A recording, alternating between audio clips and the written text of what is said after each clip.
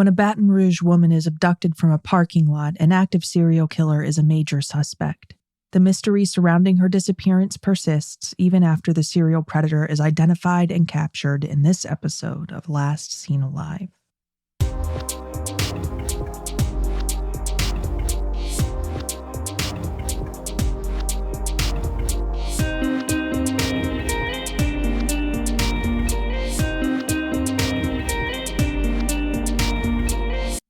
Thanks for listening to Last Seen Alive. I'm your host, Leah, crime analyst by day and true crime storyteller by night.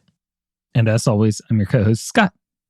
A quick heads up. This episode contains brief discussion of sexually motivated homicide. We won't go into any graphic detail, but still, please listen with care. Dr Mari Ann Fowler was last seen alive on December 24th, 2002. She was 65 years old and lived in Baton Rouge, Louisiana. Mari Ann was well known in her community. She'd spent decades devoting herself to her career in education. She'd begun as a teacher and over the decades had risen all the way to Assistant State Education Superintendent for Research and Development. At one point, she'd even served as an education advisor to the governor of Louisiana. That is quite the accomplished career.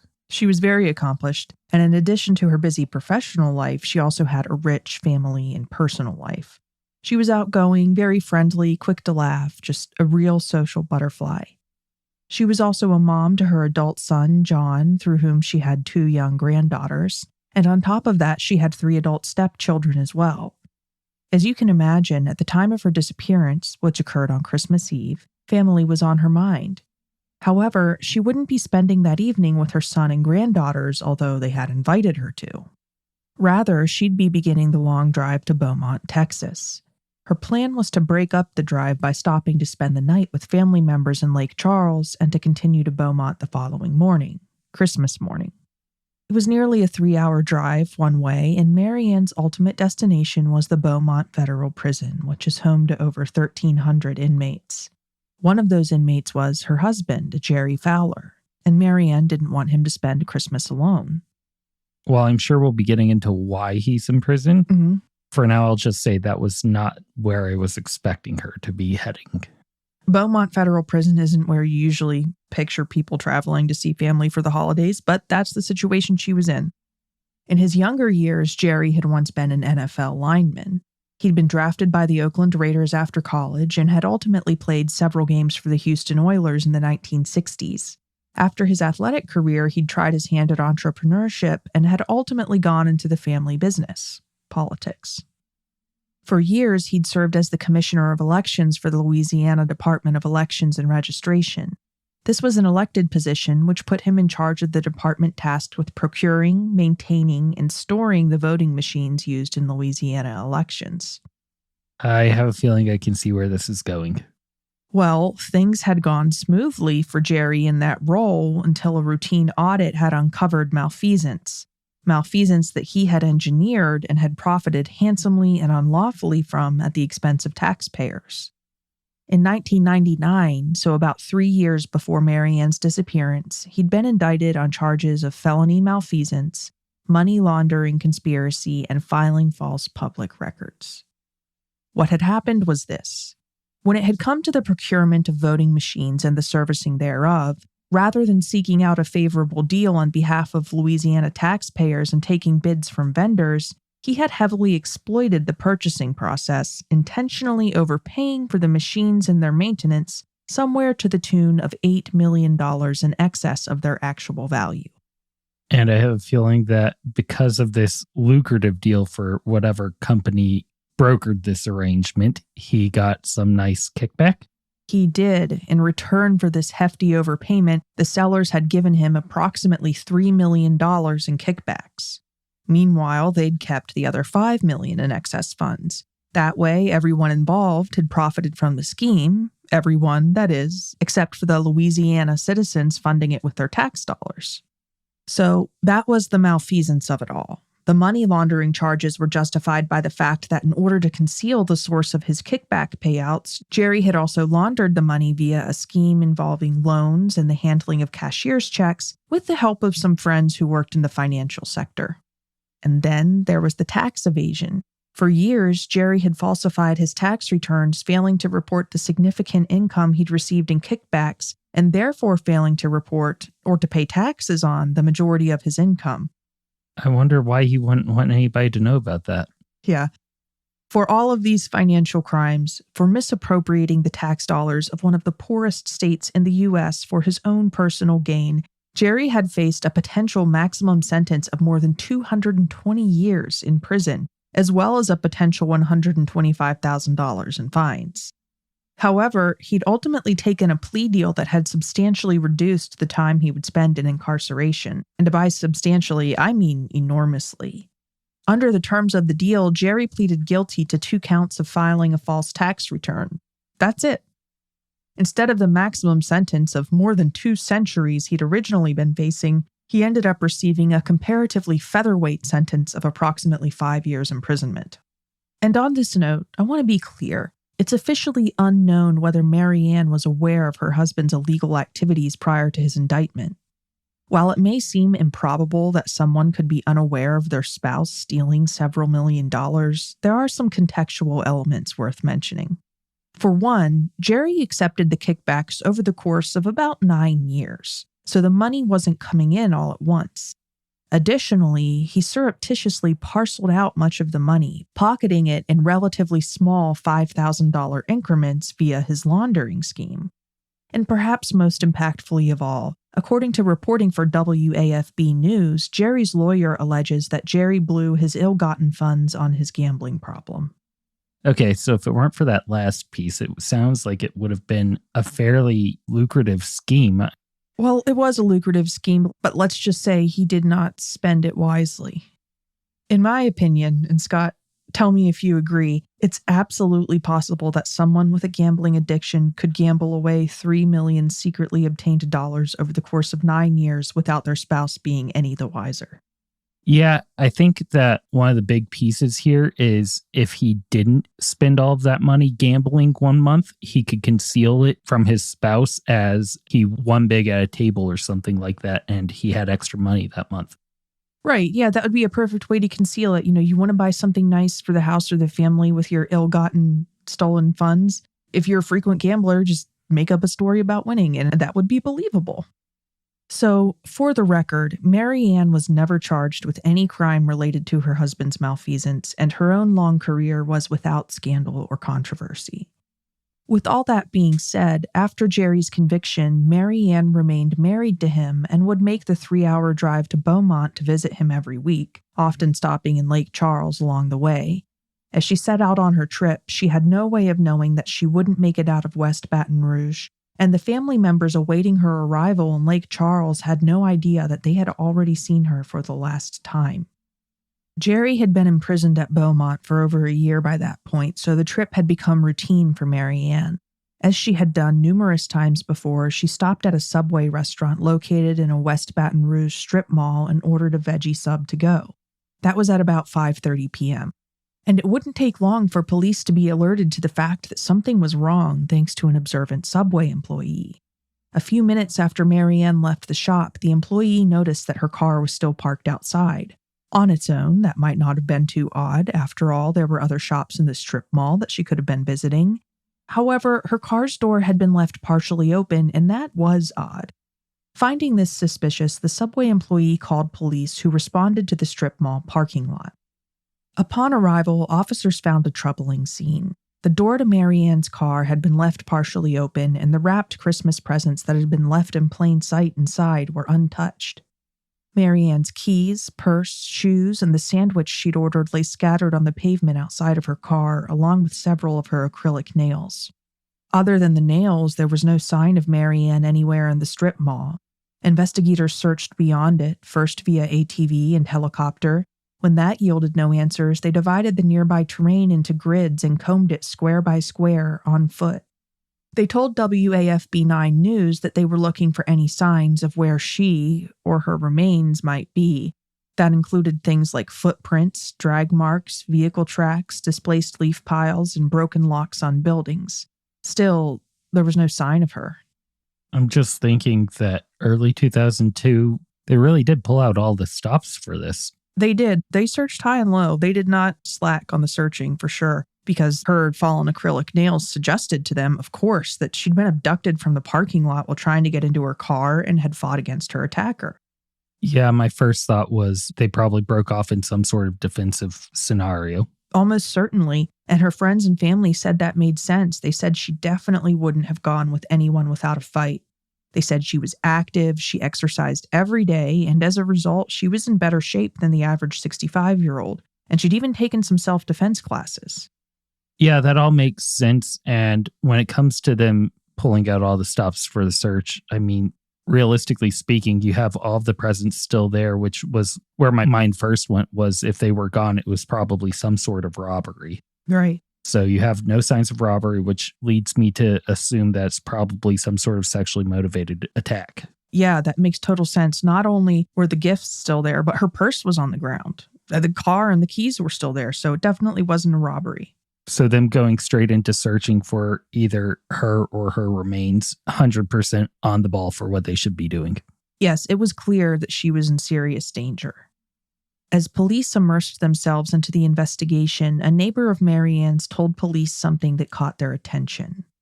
According to reporting by the Associated Press, just a couple weeks prior to her disappearance, Mari Ann had put her house up for sale. What's more, she'd told her neighbor, a woman named Susan, that she'd done so because she didn't feel comfortable there any longer. Why she hadn't felt comfortable, I don't know. She hadn't elaborated. But let me be clear, it wasn't that Mari Ann had been living alone in some oversized, luxurious mansion while her husband languished in prison several hours away. She'd actually been living in a pretty modest place. And as for her husband, he'd filed for bankruptcy the year before and owed nearly $1.75 million combined to assorted creditors, plus the state of Louisiana and the IRS. I'm kind of surprised the not feeling comfortable there part, because my mind immediately jumped to her wanting to shorten her drive if she's making this 6-hour round trip drive every week. That's an interesting thought. To the best of my knowledge, she wasn't planning to move out of town. Okay. When she's talking about feeling uncomfortable, a few things stand out. And obviously, my mind immediately jumps to being stalked or a stalker situation. Right. That's where my mind went as well. With that, and just dealing with a stalker situation, it brings up the point that she had made a habit of going to this subway and that she did it weekly, which would mean that she had a pretty set routine. It sounds like she did, yeah. Which would really benefit the stalker in this situation. Yeah, it would. So, when Mari Ann had placed her relatively small home on the market citing discomfort, that had seemed notable to her neighbor, and after the abduction, it seemed downright ominous in retrospect. Investigators pulled footage from a security camera owned by one of the businesses in the strip mall and sent it to the FBI for analysis, hoping that with their expert assistance, it would point them in the direction of Mari Ann's abductor. And they had reason to hope. According to what West Baton Rouge Sheriff's Captain Kevin Cyrus told The Advocate, one of the stores in the strip mall, a liquor store, had a surveillance camera that had captured Mari Ann's abduction, and that was the footage they sent off to be analyzed by the FBI. The camera had been working and the footage had been retrieved. There had been no problems there. Well, that's always reassuring for an investigative standpoint. Yeah, it's a nice change. FBI analysts found that the footage showed Mari Ann's Mazda plus a pickup truck parked near it in the strip mall parking lot. It also showed a struggle between two people, Mari Ann and her assailant. The problem was that the quality of the footage was poor, like really poor. Whatever you're picturing, the actual footage was worse. The camera that captured it was located inside of the liquor store and was intended to focus on the sales counter within that shop. It just so happened that it also captured part of a window that looked out onto the parking lot. And through that window, in the distance and in the corner of the frame, the abduction could barely be seen playing out. I think I have a pretty good idea of how poor the quality is. Well, you're about to find out because I have a still frame right here for you. Take a look. It's the area in the red circle where it's all playing out. So I'm not unaccustomed to seeing grainy photo through a window that barely captures anything and doesn't really look too useful, but even that's a high quality video compared to what you just showed me. Yes, I spend a good deal of time looking at camera footage, and this is bad. It's evident why investigators sent the footage to the FBI for expert review. It really needed it. It needs the CSI Enhance button. It certainly does.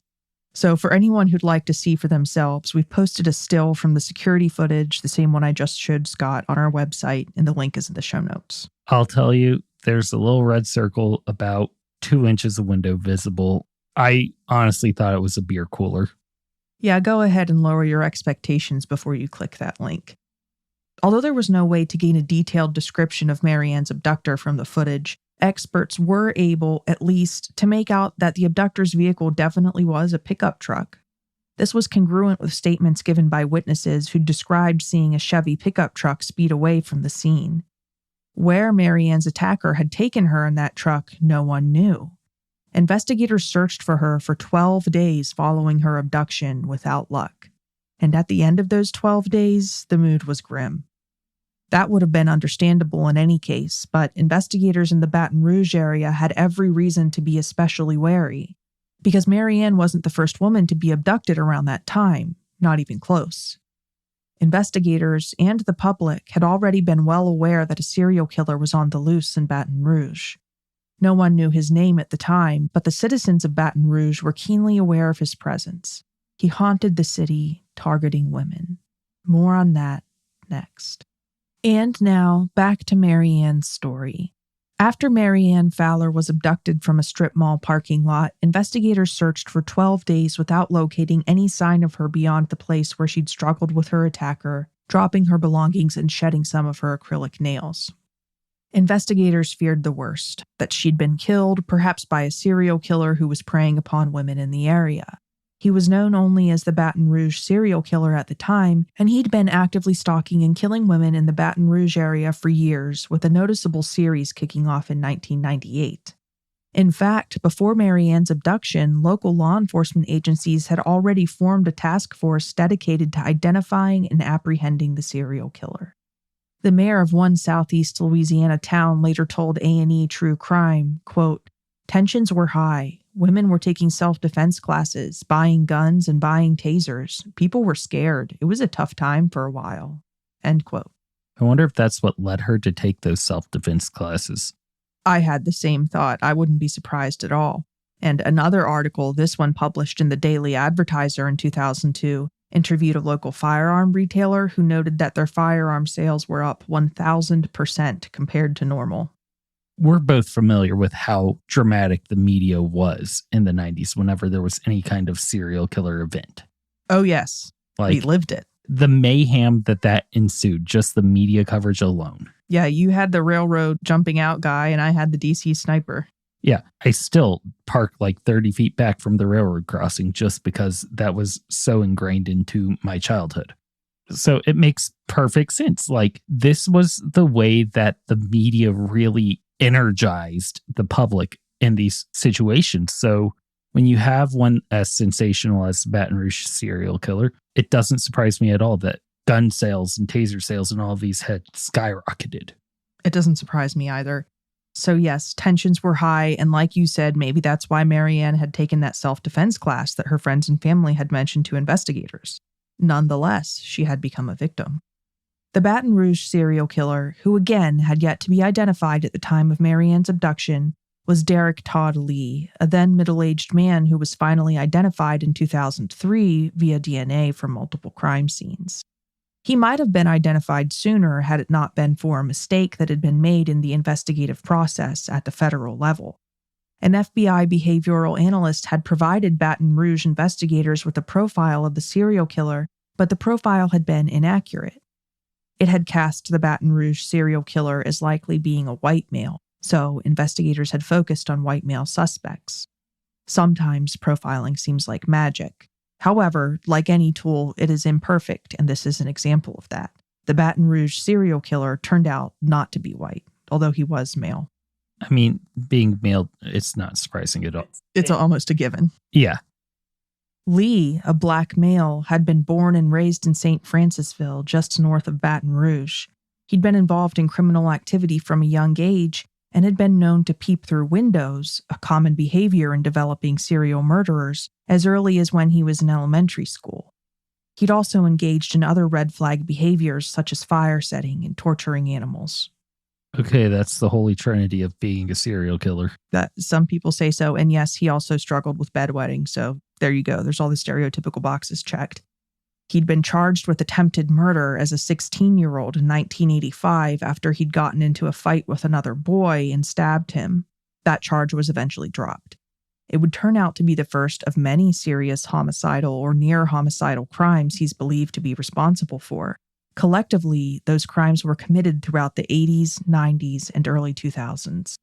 With that being said, most of the killings he's believed to have committed occurred during the late 90s and early 2000s. They stopped abruptly in 2003 when he was arrested and charged with the murder of one of his victims, Geraldine DeSoto. Geraldine had been 21 years old when he'd stabbed her to death inside of her home. Lee was convicted of her murder and went on to stand trial for and be convicted of another. The total number of his victims, however, isn't known for sure. Radford University's serial killer database puts his likely victim count at somewhere between 7 to 10, and it's widely believed that Mari Ann may have been one of those. When it comes to how Lee carried out his murderous crimes, well, some elements vary while others are more consistent. We know he targeted women exclusively. The ages and races of those women, however, varied. Among his known and most likely victims are both white and black women of ages varying from 22 to 40 years old.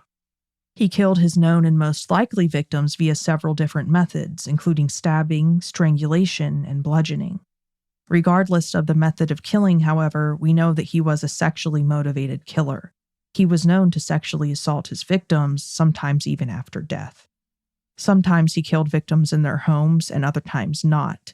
He is known to have stalked his victims prior to attacking, and on that note, Scott, I can't help but think back to how Mari Ann told her neighbor prior to her death that she was selling her home because she was uncomfortable in it, like you pointed out.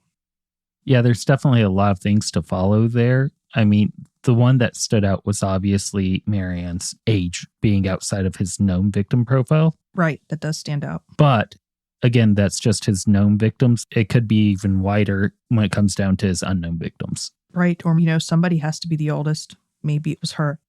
Now, the idea of her being stalked at her home is only a thought. We have no evidence of that. Her discomfort could have been unrelated to the events that caused her disappearance, for the record. Yeah, but to that point, I will say that I'm a little surprised if he was comfortable enough to attack some victims in their home, that he wouldn't have done that there unless he knew that this strip mall gave him a better chance of getting away with it. Yeah, the strip mall thing was a pretty bold move. He didn't always attack in homes, though. What he looked for was women alone. So if he knew her pattern and knew that she would be there and knew how frequently traveled that area was, it could have presented a good opportunity for him to get her alone. So that could answer that question. It's possible. In any case, one thing Lee was not known to do was to make an effort to hide his victims' bodies. He usually left them out in the open, sometimes even at the scene of the crime. He sometimes even posed them. In an interview with the West Side Journal, District Attorney Liaison Colonel Richie Johnson said the following about Lee's methodology. Quote, "It was absolutely random. That's why it was so hard to catch him. He had a very unique method of operation. It was always a female that was alone, and he always put the bodies where they could be found." End quote. Even with him leaving the bodies at the scene of the crime in some cases, I think you have to go back to how private those situations are or those spaces are. And the strip mall wouldn't give him the most likelihood of getting away with being able to commit any kind of sexual assault of Mari Ann. Right, he would need to take her to a secondary location. So Colonel Johnson, for the record, in 2002, during Mari Ann's case, he was the district attorney's office's lead investigator assigned to her case, so he's pretty knowledgeable. So all this raises the question, if Mari Ann was one of Lee's victims, why haven't her remains ever been found? Could he have deviated from his pattern and deliberately concealed her body? My mind immediately jumps to that he wouldn't have even necessarily needed to conceal her body. There's a lot of very active wildlife in that area, and wildlife is very good at hiding bodies. Sure, and there's a lot of water too. This happened, not on the bank of the Mississippi River, but close enough, a couple miles from it. But at the same time, his other victims were found because he wanted them to be. He even posed them sometimes. So this would be a deviation. It would be odd. It wouldn't be impossible. It's difficult to say, but knowing that Lee was known to vary elements of his crimes and wasn't stuck in the mold of a fastidiously rigid playbook when it came to when or how he killed, I certainly wouldn't discount him as a potential suspect just because Mari Ann's remains remain missing. Notably, Lee was known to have driven a pickup truck similar to the one seen in the grainy surveillance video that captured Mari Ann's abduction. He sold it shortly after her disappearance, but investigators tracked it to its new owner and took it into custody for forensic testing. They thought they might find Mari Ann's DNA somewhere inside the vehicle, but they didn't. While researching this case, when I checked online discussion boards, I found an interesting sub-theory when it comes to the possibility of Lee being responsible for Mari Ann's disappearance. Okay. Some members of the public have pointed out that Mari Ann bore a noticeable physical resemblance to another Baton Rouge woman, Lynn Marino. Lynn Marino was the mom of one of Lee's victims, Pan Kinnamore, and she was a tremendously outspoken advocate for her daughter and other Baton Rouge serial killer victims. The investigation absolutely would not stagnate on her watch. She would not allow it. After her daughter's murder, she relentlessly pushed for the Baton Rouge serial killer to be identified and brought to justice. She raised and offered significant reward money, contacted politicians, and appeared repeatedly on TV. Because of this, and because of the fact that she and Mari Ann looked alike, some have wondered whether perhaps Lee mistook Mari Ann for Lynn and killed her in retaliation for her advocacy. Now, how Lee would have come to have been in the strip mall parking lot in West Baton Rouge with Mari Ann, I don't know. But I thought it was an interesting idea. I wouldn't negate stalking her because he saw somebody that looked like her, followed her to her home, even if he didn't really know who she was. Yeah, that's true. I'm sure he was seeing her on TV. Yeah, he could have seen her on TV and then saw somebody that bore a resemblance to her even, murdered her just because in his mind the two could be connected. It doesn't even have to be because he thinks that she is the mother. Right, he just could have taken satisfaction in it. It's not like it took really anything to provoke him to murder. Yeah, so I think if he could get some sort of revenge out of just the thought of killing her and carrying out that attack on somebody, I think that could be enough for a killer like him. Yeah, I could see that. Investigators did, of course, ask Lee whether he'd had any involvement in Mari Ann's disappearance. They even promised not to charge him with her murder if he confessed. They'd settled just for answers they told him for her family. However, he'd been uncooperative. In fact, when asked about Mari Ann, he would snap, as investigators put it, and throw these big temper tantrums. And now, Lee has long since thrown his last tantrum, having died in 2016 of heart disease while in prison. Although Lee is often considered the primary suspect in Mari Ann's case, he's not the only serial killer who was active in the Baton Rouge area around the time of her disappearance. There was another serial predator, a guy who actually matched that profile by the FBI better than the actual Baton Rouge serial killer did, a white male named Sean Vincent Gillis. Like Lee, he was a sexually motivated serial killer who was active during the 90s and early 2000s and who targeted both Black and white women. Also like Lee, local law enforcement established a task force to identify and capture him in the early 2000s, and DNA analysis was used to ID him. However, Gillis wasn't a carbon copy of Lee. There were obvious differences in the way they operated. Perhaps most notably, Gillis was particularly ghoulish. While all serial murderers are inherently ghoulish, he took it to an unusual extreme, engaging in strange post-mortem practices with some of his victims' bodies, such as taking them home to shower with, bodily mutilation, and even cannibalism. Gillis has confessed to having 8 victims in total and was convicted of murdering 3 of them. The majority of his victims were sex workers, but not all. One victim, his first victim, was an 81-year-old woman who he attacked inside of her residence at a retirement home. He obviously was going for the most vulnerable woman he could find. Yeah, I was going to say, this screams like somebody that lacks confidence, and it's not a confident killer. They're very... inadequate, is what we would usually say at work. Yeah, if I may be frank, he doesn't even have what it takes to overcompensate and try to play up the big game here. He's going after the absolute weakest and most vulnerable. Yes. Another victim was a woman who caught his eye while she was out jogging, so he intentionally struck her with his vehicle to disable her, and then he climbed out and abducted her. Gillis didn't kill the same way every time. He was known to fatally stab his victims and to kill them via ligature strangulation, which was his preferred method. With one exception, he would abandon his victims' bodies outdoors, usually in wooded areas, but not where they were particularly hard to find. He wasn't really trying to conceal them. In an interview with Oxygen, the son of one of Gillis's victims pointed out a habit of Gillis's, saying, quote, "Sean Vincent Gillis preyed on women that he thought wouldn't be missed, but somebody out there always loves these people." End quote. And it's true that Sean did prey on vulnerable women, such as sex workers, who he thought wouldn't be missed most of the time, but there were exceptions to his habit, such as the jogger he'd abducted. If he'd been bold enough to strike a victim with his vehicle and then force her inside, might he have been bold enough to abduct a victim from a strip mall parking lot? So the one thing that stands out as a red flag is the fact that she fought back and she was physically fit. Like, she doesn't exactly scream somebody that's going to be as helpless as some of his other victims. Like with the jogger, she was somebody that was physically fit, but he had to incapacitate her with his vehicle in order to attack her. That's true. If he was responsible for Mari Ann's abduction, based off of what I know about how he operated, he probably approached her and kind of ambushed her with some kind of weapon.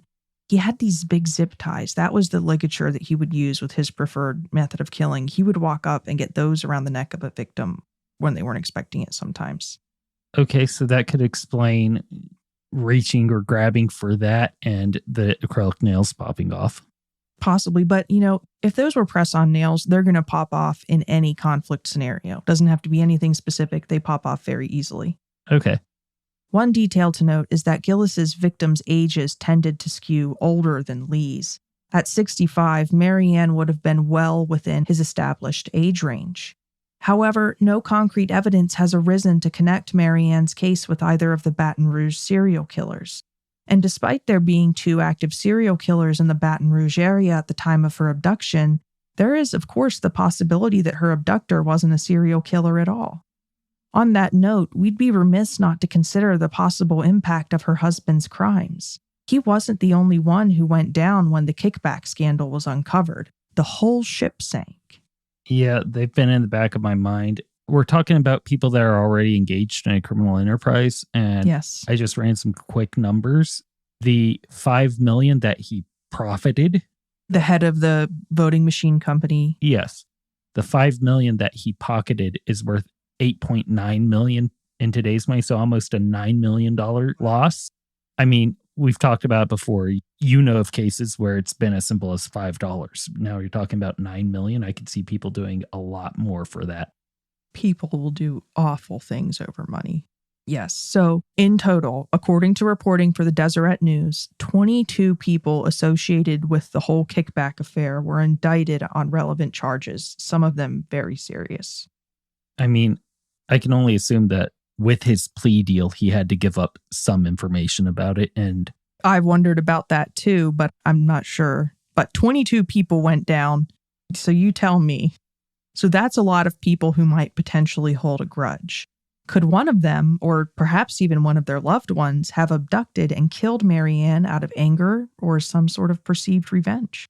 I will say this too, to this point, that he doesn't even have to technically have rolled on anybody for that plea deal, because the fact that we're talking about right now already points to the optics around his plea deal, and somebody could have just perceived he had a role in them getting caught up in it. Yeah, exactly. In an effort to identify Mari Ann's abductor, investigators had her acrylic nails sent off to the forensic lab, hoping that she'd managed to get some of her attacker's DNA under them during the struggle.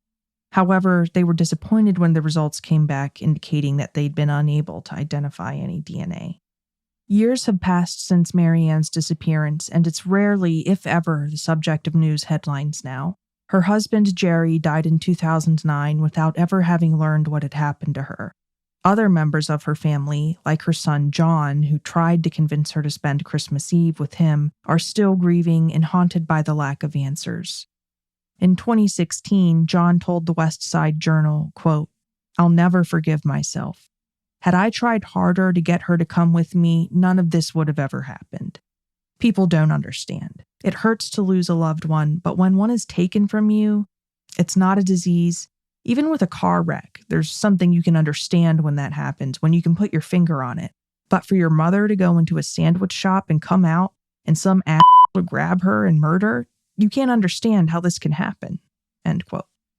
If you have any information about the disappearance of Dr. Mari Ann Fowler, please call the West Baton Rouge Sheriff's Office at 225-343-9234. And if you found this episode to be of special interest, you may want to check out our episode on the unsolved disappearance of Barbara Blunt. Her case isn't related to Mari Ann's, but like Mari Ann, she was a Louisiana woman who was abducted and hasn't been seen since. We aired our episode on Barbara's case in November of 2023. You can scroll back to then in our feed to listen if you'd like.